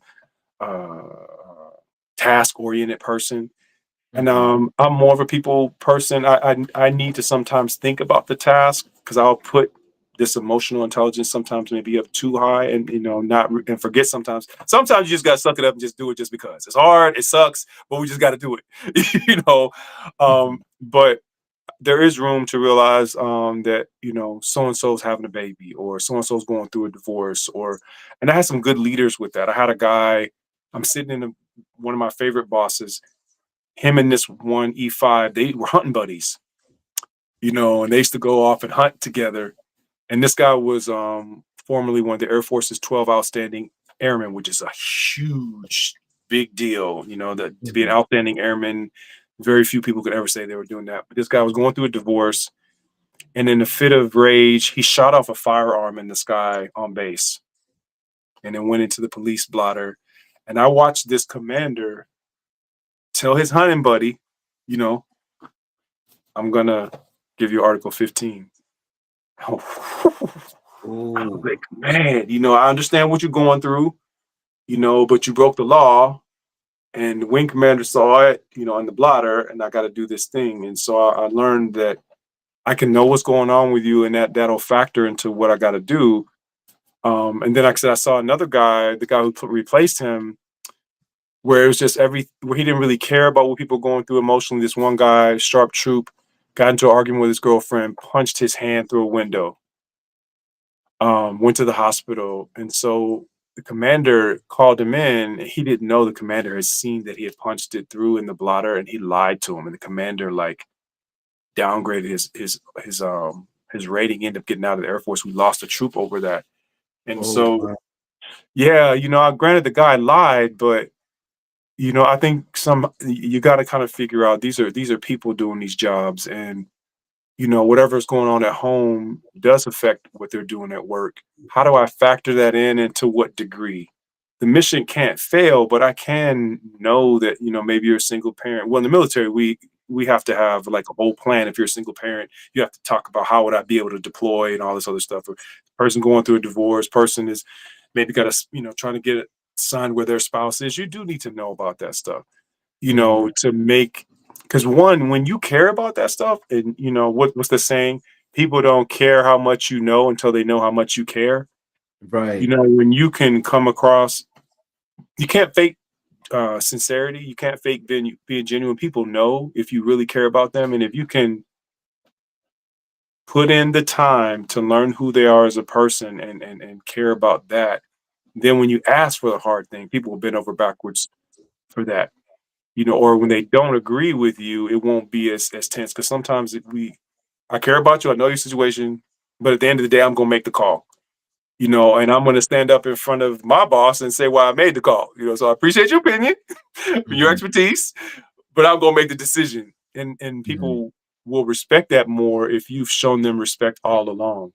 Mhm. Respect for, you're this is your MOS, this is what you do. I trust you, I asked you for the information, but there may be some other factors in there, but I'm Mhm. showing you that respect as a man, as a woman, not just what's on my shoulder, or I went to the Air Force Academy and blah blah blah blah blah blah. So I think that showing people how much you care, whether you're in uniform or your civilian sector, that goes a long way. And I've seen so many people that have failed at that. They just figure my title, all I need to tell you is that I'm the boss. Okay, so Mhm. then you go get the minimum effort and commitment from me. What's in my job description? You're not gonna get anything extra. I'm not gonna go out of my way to do anything for you above that, because you're not showing me very much respect. You don't care about me. I'm forced to do it because I need this check. But Mhm. when you show that you care about people, people will go over and above and beyond what's just in that job description, because you've invested and you've shown that you care about them beyond what's in their job description. Mhm. So you told us earlier that you had mentors when you were in the military. Can you tell us which of your mentors while you were in the military significantly impacted your leadership style and how? Ooh, that's a good question, because I also told you I was the most unmentorable person. Um, Good question. Um, wow. And so I had people that were people that I went to show them my records and things like that, or ask different questions. But I think this particular boss that I mentioned that gave this guy Article 15 for shooting the weapon off, he was one of my un he wasn't named my mentor, and he was my boss, and he wasn't African American, but just the way he cared about people. Because Mhm. I had a boss that came in right after that didn't care about people. Mhm. And so his the way he treated people and the way he dealt with the hard stuff, like how do you look somebody in the eye that you go hunting with like in secret. We buddies off base, but Mhm. got to give you this Article 15 that's gonna mess up your career. I think I learned more from his leadership style than maybe anyone else. Um, when I was in uniform, in terms of caring about people and wanting to do the hard things. Like we had a black E5 that worked for me. She was my admin person, and Mhm. she was okay. She wasn't the greatest thing since sliced bread. But one of Mhm. my E7s came to me. He said, "Sir, you realize she don't do nothing for us." I said, "What?" I said, does everything for me. Because yeah, she does stuff for you, but she don't do nothing for us. I was like, wow. I said, okay. So I rated her accordingly. She went firewall, just a little under that. Well, she goes across the street and she's working for a 2-star. And she Mhm. tells her 2-star that her last unit, that's the reason she didn't make E6. So the 2-star calls my major boss. I want to have a conversation with you. I'm coming over. A Oh. 2-star. Because we had a numbered Air Force headquarters on our base. The 2-stars want to come over and talk to my major. And I said, you want me to be in the room? I'm the one that signed off on the EPR, the listed perform. And he said, no, I'll take care of it. And I was like, wow, here he is. He's going to take shots to the face from a 2-star, for Mm. something that I did. And I just learned, about a lot of things about leadership from him. Um, the other gentleman that I mentioned, the guy that retires a 4-star, his example, I think I learned more from him by reading his book and just watching how he engaged with things, kind of later in life. And I just did a Tuskegee Airman Convention where I invited him to speak. And so he would be number two and just determined in that he was so, I want to say regal. You think of 4-star, no, he's just like a gentleman and soft spoken but definitely a leader, easily approachable when he was a colonel, when he was a 1-star, when he was a 4-star, he's just approachable and so he would probably be number two, even though, like I said, some of his lessons I really didn't appreciate until later. And then I told you I had to go back and look at myself and go, why didn't I get more from him before? And I went, because he's a black man. And I didn't realize as a black man, I had my own barriers to receiving from black men. And I could have gotten so much more out of him because I was having it happen to me. Why aren't these black men receiving me as a mentor? And I realized maybe it's for some of the same reasons I didn't receive, because there's so much culturally that pulls down black men and says black men are less than, black men are less qualified, blah, blah, blah. We getting it. It's in the environment. It's in the radio waves. It's in the food. I'm ingesting it too and didn't realize it till I was in my 40s, 50s or whatever. And I'm going, whoa, It's a you know, cycle. and that just like I remember, they talked about my daughter is 42. My oldest daughter is 42. When they first came out with the baby dolls that are different colors, you Right. know, In the South lighter Carolina skin, experiment. the lighter skinned baby doll, they preferred that. And I went, wow, it's in the culture that lighter is better than dark. And, and I didn't notice it till I saw it in her, but I didn't notice it in myself until much later, and then I said, wow, I got to deal with that. Hopefully I'm going to write more about that as well. I mean, I'm sharing it with you, but it's also something I want to write about because I think if we can realize that, you know, that it will help people behind us. Hey, there's some people out there that can be a resource to you, but maybe you have this same kind of unconscious bias against Black leaders that some of them have, and you Right. don't realize it. And Mhm. then we have this phenomenon. I don't know if crabs in the barrel. Sometimes Black people, I always say we had a president, a nominee for president that was African American, eventually became the first president. But when he first got nominated, some people said it wasn't his turn. He wasn't Black enough. We know, we know how we can be with each Mm. other. But just for me, like I said, those role models, that last role model I mentioned, I realized I didn't get as much out of him because I didn't equate him on the same level as other officers who were white who were the same rank. Mhm. And I didn't realize it until I was reading his book and realizing, man, this dude ended up becoming a 4-star vice chief staff of the Air Force. I could have been, and I had a relationship with him all those years in my entire career, and I wasn't listening to him as much as I should have because he was Black. Mm. So, how do you foster teamwork and collaboration among diverse groups, both in the military and your civilian roles? I think the first thing is having a clear vision. It's the leader's responsibility to communicate the vision.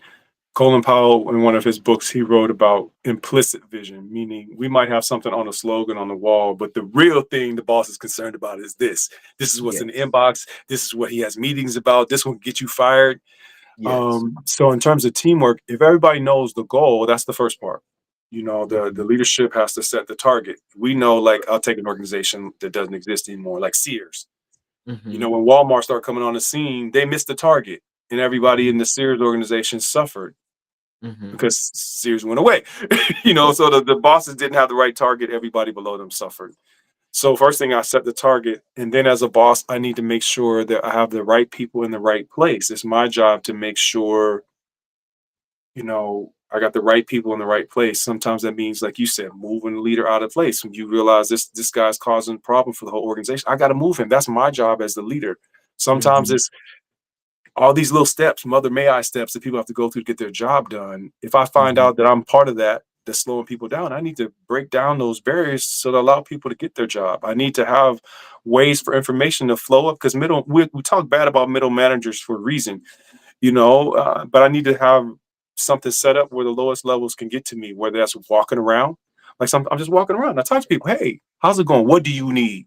How can I help you? I'm the person that says yes to everything, and the Mhm. middle managers don't know everything. I need to get down to the lowest level sometimes, in the organization, whether it's civilian or military, and ask people that are doing the jobs every day, what do you need to get Mhm. this goal accomplished that I said that we're supposed to accomplish, and empower Exactly. them, and then motivating people, showing them kindness, rewarding them, realizing that everybody is not going to be as invested in you as it is you are. You got a lot of other reasons as the boss to be invested. You make more money, then you're going to get all the shine. But what's in it for the person at the lowest level? What can I do to make it rewarding for them, to make them interested in accomplishment? I've worked at McDonald's twice as an adult. These little high school kids, man, they don't care about McDonald's. It's the prom, it's whatever they calling out. They call out, like, and the turnover is high. What can I do to incentivize these people to make them, interested in how we run the restaurant? That's a leadership challenge. And I saw one manager handle it one way. He just called and fussed everybody out. And I went, okay. Because I'm one of the employees. I'm like, what? You ain't gonna talk to me like that. I'm not a high school kid. I'll quit this little part-time job in a minute. But I watched how this one guy handled it. I'm going, man, I wouldn't have done it that way. How do I know who the best high schoolers are? Maybe I keep them, and I don't know. But that whole thing, that's all the responsibility of management. You set the goals, make sure the people are in the right place, be kind to them, care about them, have their information get up to you as to how they think they can best do it, and make everybody feel a part of the team, and then make sure there's no implied favoritism, and then I talked to you about that other piece before, recognizing, even though I'm treating everybody the same and treating everybody like a team, if there is some discrimination going on, gender, race, I guess we have new categories now, even with um, sexual orientation or whatever, to deal with that too, Mhm. so that everybody feels like they're being treated the same based on what they contribute to the mission, not maybe, because of their skin color, their gender, or what they do in their Mhm. bedroom. That's a whole newer thing. But yeah, the leader's got all that on his plate. That's all his Mhm. responsibility, not just to come in and sit up in the desk, send out email. You got those that's still doing that. I know it's my job to find them. It's my job to find them and get rid of them.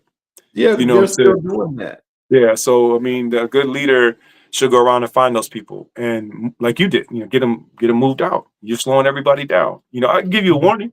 Like one dude, he had come in.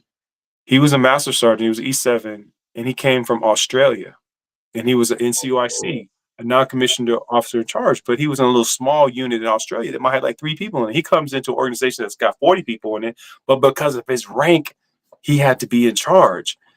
He was slowing Mhm. everybody down because he had never dealt with anything that big. And my lower level folks were frustrated. So what I did was I made him my special assistant, pulled him out of the chain of command. You work special projects for me and made this tech sergeant who was a hard charger in charge so he could go and run, and the master sergeant was a little offended because now his job title is going to be less. He's not superintendent of this large work center. He's special project officer or whatever to me, a Mm. direct report. But that's, mine to deal with. I got to deal with his hurt feelings and disappointment. But my larger allegiance and loyalty is to the whole organization. You Right. can't handle all this, bro. You came from a little bitty unit. We was flying and smoking before you got here. You came in and the brakes went on because now everybody's trying to get things to you. You don't process things that fast because you're not used to working with this larger organization. I got to move you out the way for the betterment of the entire organization. Mm. Um, whether you like it or not. So, in your opinion, what are the most critical qualities of a successful leader? The ability to read the room, meaning set the right goals. I use the example of Sears, not being able to look at the changes in their environment and shift their organization so they could be viable in the future. So I got to be able to set the right goals based on whatever we're facing, whether it's competitors in the civilian section or like in a nonprofit thing, it might be fundraising and meeting our donation goals or whatever, whatever the goal is. The first thing I would think is the leaders got to be able to set the right vision, the right goals. The next would be, like I said before, getting the right people in place, whether that means bringing on new people, developing the people we have and mentoring them, or moving people out of the way. Um, Creating a culture. I didn't use that word before, but there's this culture of caring, letting people know that they're cared about, that their input matters. Part of the culture should be flow of information and ideas up, that's rewarded, and not um, discouraged. Because sometimes the bright ideas from lower levels threaten middle management. Oh, you coming for my job? You trying to? And how do I make middle managers feel okay to let that information come up? And let everybody feel like they're a part of the team when middle managers are thinking, you giving all this shine to people below me. How do I set that culture and rewards people knowing that, not only am I and make that fair. So the culture, the goals, the vision, this caring culture, and setting the right goals. Like I said, I can have a caring culture, put people in the right place, but if we got the wrong goals, because we see that all the time in industry, we're leaders somehow, the factory closed because y'all picked the wrong targets. Y'all didn't take stuff, and you walked away with a parachute and a severance pay, and these people got laid off because you picked the wrong goals, or you didn't read the environment the right way and set the target so that we could be competitive. And then as a result, these folks all got laid off. That's a failure of leadership corporately. In the military, people change jobs, commanders change jobs every 12 to 15 months, Yep. and so sometimes they're not as accountable. But I won't go that far because when they fail, it's in the Air Force Times on the front page, commander fired, it failed Mhm. inspection, so there's a little bit more accountability in the military if you fail. Or commander had an improper relationship with an enlisted person, front page news, court martial, maybe there's No more sweat accountability period. in the military. But I think those cover what I think, a leader, uh, the qualities a leader should have, in an organization, whether it's military or civilian. And we're going to do this final question here on leadership. And we're going to actually we're going to need to have you come back to finish this because, I mean, this was truly wonderful. But the last question on leadership: how do you ensure that your leadership approach remains relevant in today's rapidly changing environment? I think it's homework, meaning a lot of times, like in the military, they make you at different stages in your career as an officer go back to school.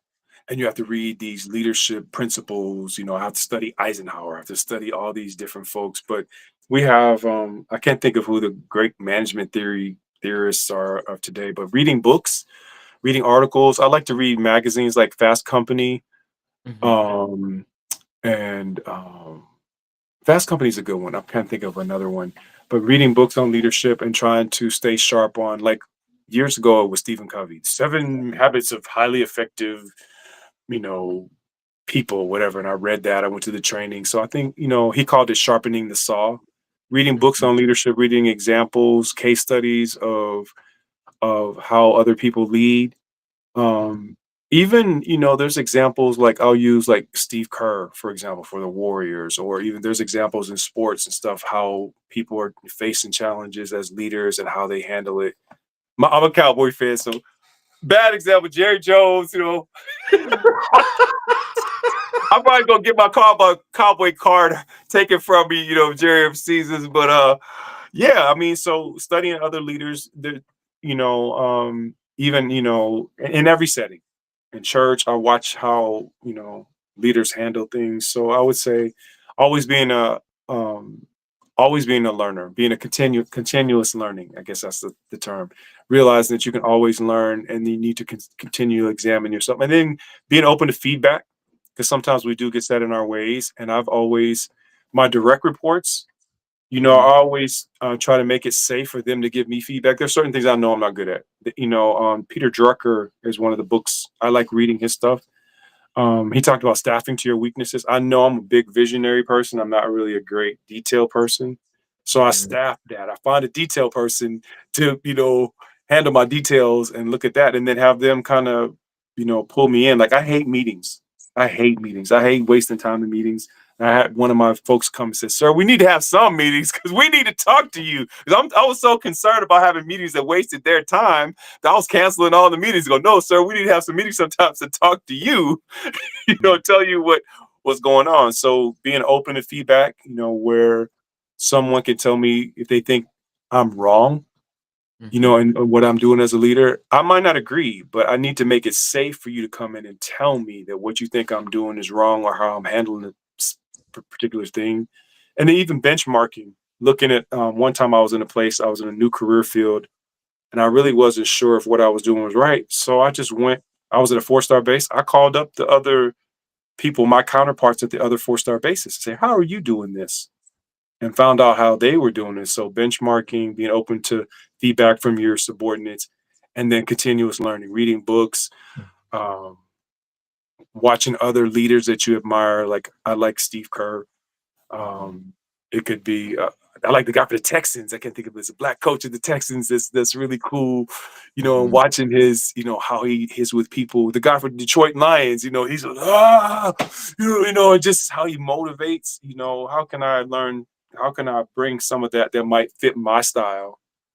Or maybe it might be my style as a hat I put on as an actor. Okay, I'm not really a task oriented person, but maybe I need to be a little bit more task focused for this particular leadership situation. Paul in the Bible, Paul says, "I've become all things to all men that I might win some." In this particular job, I may not be able to just be my normal personality. I may need to come in, especially if it's like an organization that's broken, they've had failure. I might need to be tough and strict for a little while to kind of get things back up, and then kind of ease back. But initially I might come in and just break everything up, fire some people, put some stuff in order, have some inspections, kind of come in there, be this person that's not really me, and Mhm. then later ease out of it. So hopefully that answered your question. Well, no, actually, because you did, and so just the thing about that, because like we're now in this everyday evolution, just in our climate, where everything is changing every day, and the main focus for this time right now in the 21st century is IT and AI. That thing is updating every minute, every second, every hour, every day, every week, every month, continuously updating, which means that if management, leadership, whatever you want to call it, that's in place to make decisions, it's not up on that at least every day. When you talk about these case studies that you mentioned and so forth, if they're not up on it, how in the hell are they going to actually lead somebody? Because these younger kids are so tech savvy that if you're not speaking the language, you're in the wrong place. I'm talking about management. Yeah. You're in the wrong place, because if you're not speaking that language where you got all this talent that's absorbing like sponges to help to expand an organization, they need that today's person that's adaptable, flexible, and able to adjust on the fly. Right. And so, that's why now you're seeing a lot of these younger leaders or younger CEOs that are actually hiring these folk from Gen X and Z. Yeah. I mean Y and Z. I'm sorry, forgive me. And so they're hiring those people because those people are pretty much like up on that. There are a lot of us that's in X, I'm talking about yourself and I, that's like learned to do those things. But that's where we have to adapt to these folk, where Mm. we are the ones now that's got to go back to school to get up on that wheel, because that wheel is turning. Right. And if we're not able to get on that wheel, despite the knowledge of what we have as in great leaders, that real critical thinking of how to actually execute plans, how to make plans, and how to make them happen. Yeah, we can do those things from a different perspective, but now everything is technical because you got to operate inside that space. Yeah. And if we're Or at not least able to know operate how inside it that space, it's not going to happen. right. At least know how it can impact you. But that's kind of like what I was saying before. If you're open to all levels of the organization and feedback, then and let that impact your leadership and let that impact your planning and how you run things, then you'll be okay. Because I can't. Even like when I was a lieutenant, I remember they said, "LT, don't touch the equipment. Don't touch the equipment." And so I have to ask them questions like, "Okay, well, what does this do? How do you keep it on schedule? How do you minimize downtime? If Exactly. this radio talks to the planes, how do you make sure that it's always working?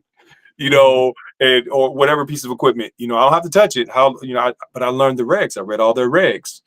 I may mhm, not know how you fix it, but I know now what your maintenance schedule is, what the mhm, reg says you're supposed to be doing with it. So I can come check that and say, okay, I may not know how the electrons work, but I know you're supposed to sign off on these inspections ever so much. Let me see.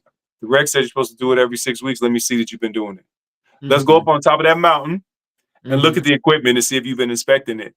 Let me see the outage rates and how you trying to get the outage rates down, because on a larger level, we're supposed to be providing service to the customer or in support of the mission. How are you doing that?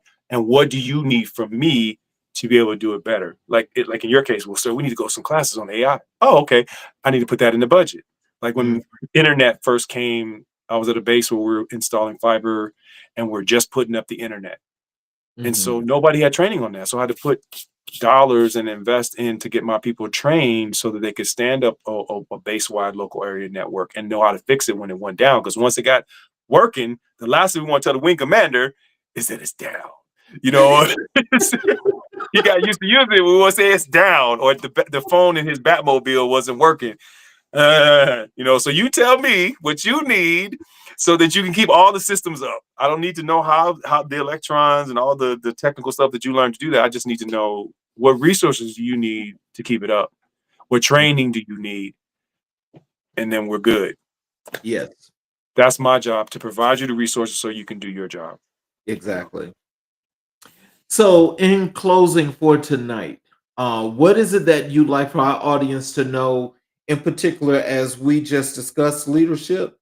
And also, if you want to leave your contact information, how they can contact you, your websites, whatever that's necessary. What are some of the things you want to leave with our audience tonight?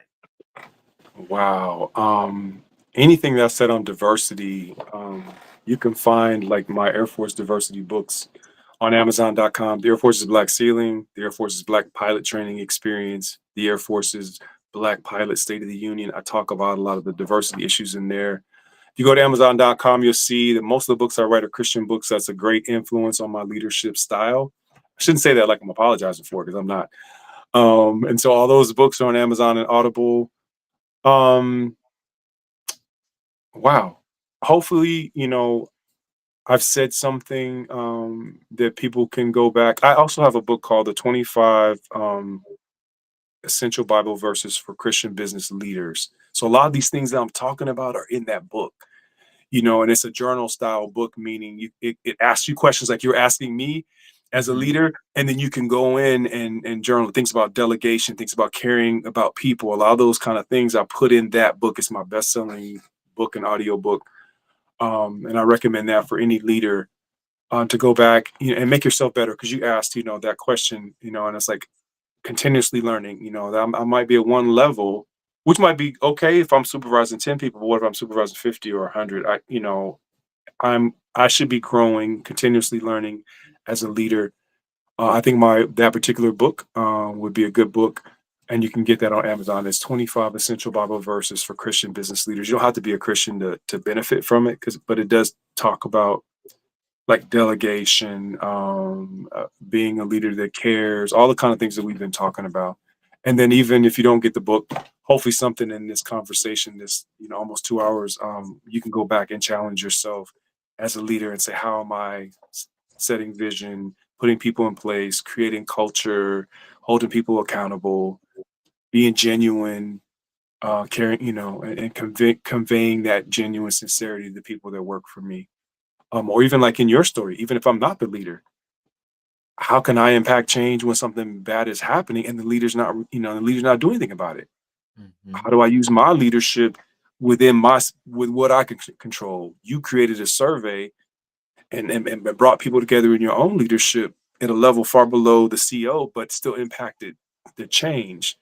Mhm. So I think that was valuable too. You don't have to have the title boss, deputy.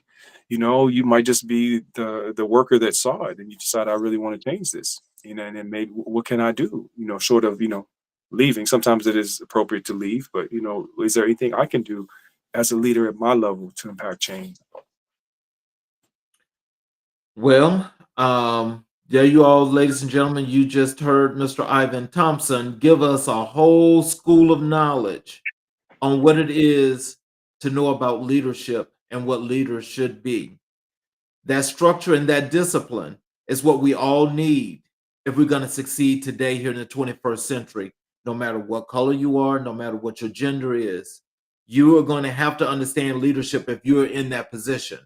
Of those that are trying to be young entrepreneurs, think about this leadership that was just course that was just taught to you tonight. Please make sure you go to Amazon.com and check out Ivan's books and get those books, especially the ones on Audible, because I'm sure that once you go through those books and you learn, especially the things he just mentioned tonight, that is going to give you a lot of knowledge and help you out a whole lot in making that decision to take that next step. For those of you that were looking at the show tonight on our YouTube channel, please, if you would, subscribe, hit the notifications button, and where you'll be able to not only watch the shows as they happen live, but you'll also be able to go back and watch all of the shows, including the show tonight, if you are not looking at this moment. I want to thank you, Ivan, again for being here. We definitely want to have you back so we can have that part two, because you definitely just gave us a lot of nuggets that we needed. And, I think when we talk about leadership, you're an exemplary guy to talk about that because you have definitely put that time in and you are an example of great leadership. So for those of you that are watching tonight, please make sure you watch us tomorrow, as we will be back on again live tomorrow at 6 p.m. Eastern Standard Time. Y'all have a great evening, and we will see you tomorrow. Thank you Thank again, you. sir. And I Thank you will for